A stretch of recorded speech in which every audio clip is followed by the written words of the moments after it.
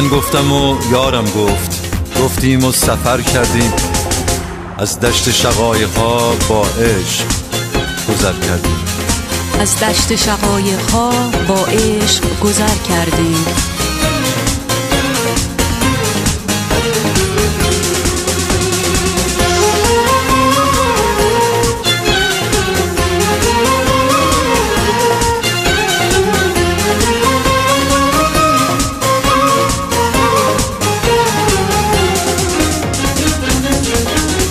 گفتی وقتی پاییزه همه دنیا غم انگیزه، با اون برگا که میریزن گل عشقت نمیریزه، گل عشقت نمیریزه.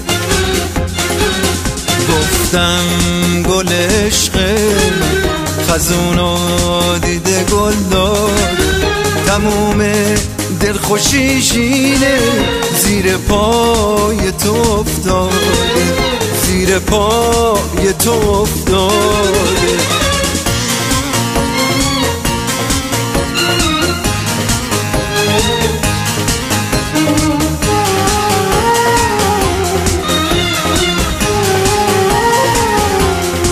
گفتم که بهارا چی وقتی گریون ابرا چی، از عشق رخ ساحل وقتی مجنون دریا چی.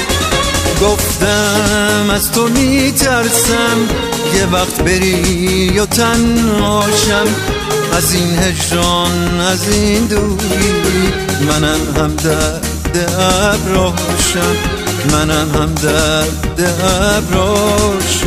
گفتم اگه من مردم چقدر به من وفاداری، عشق و به فراموشی